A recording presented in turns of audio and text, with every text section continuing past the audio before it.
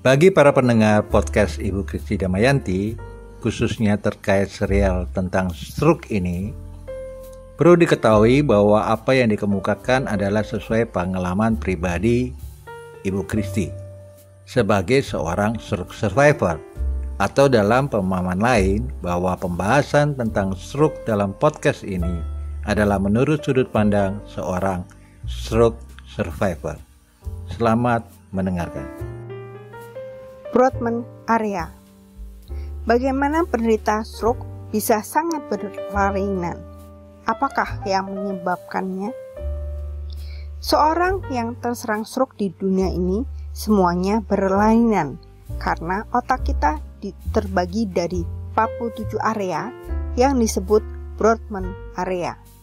Masing-masing bagian otak kita itu bernomor 1 sampai 47 dan masing-masing bagian nomor ini fungsinya berbeda-beda.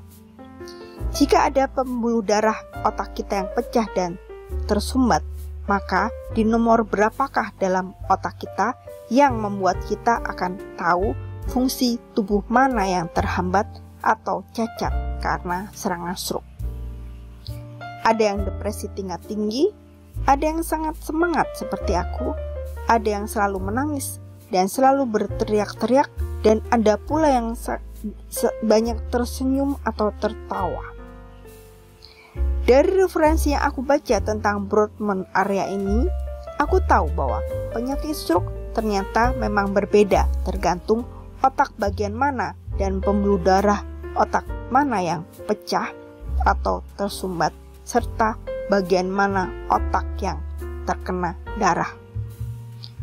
Brodmann area adalah pembagian otak kita dibagi dalam 47 area yang masing-masing area merupakan masing-masing fungsi untuk menjalankan gerak seluruh tubuh.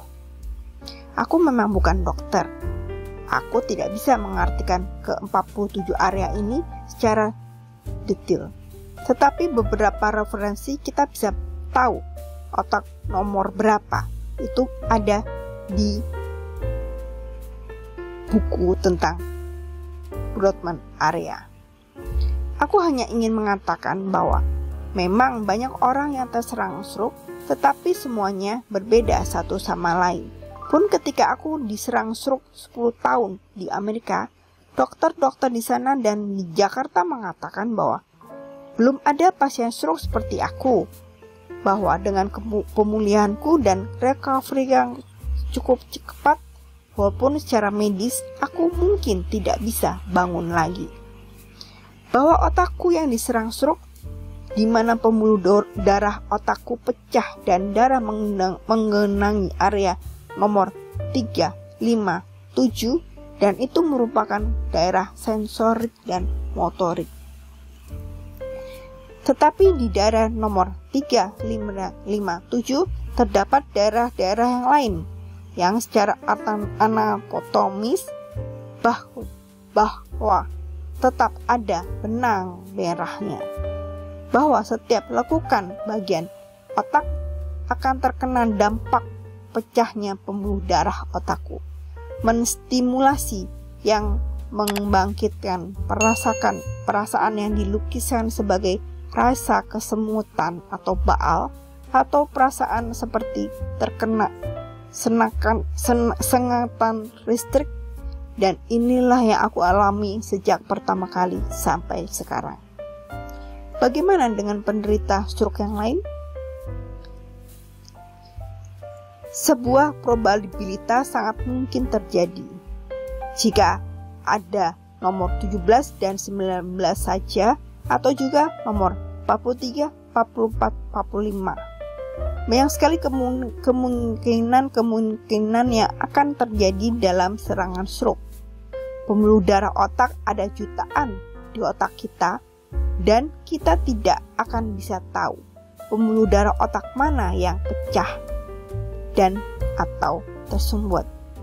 Misalnya, jika seseorang terserang stroke dan pembuluh darahnya otaknya pecah dan mengenangi nomor 17, 18, dan 19, maka orang itu akan mengalami gangguan pada penglihatan, warna, gerakan mata, menghitung dan tidak bisa mengenali objek. Atau ketika orang diserang stroke pada nomor 11, maka orang tersebut akan mengalami gangguan egosentris dan berhubungan sosial yang terganggu. Konsep probabilitas dan teori kemungkinan terjadi di sini. Bahkan banyak sekali kemungkinan yang terjadi, dan di seluruh dunia mungkin belum ada penderita stroke dengan pembuluh darah otaknya bermasalah yang sama.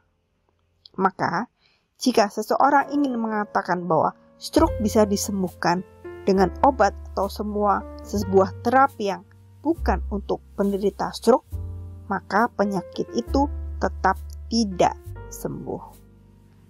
Pada prinsipnya, stroke adalah penyakit yang berhubungan dengan otak dan semua pembuluh darah otak. Dan otak adalah pusat susunan syaraf makhluk hidup. Otak kita memang sebuah pusat hidup kita yang harus kita jaga. Dan waspadalah tentang serangan stroke.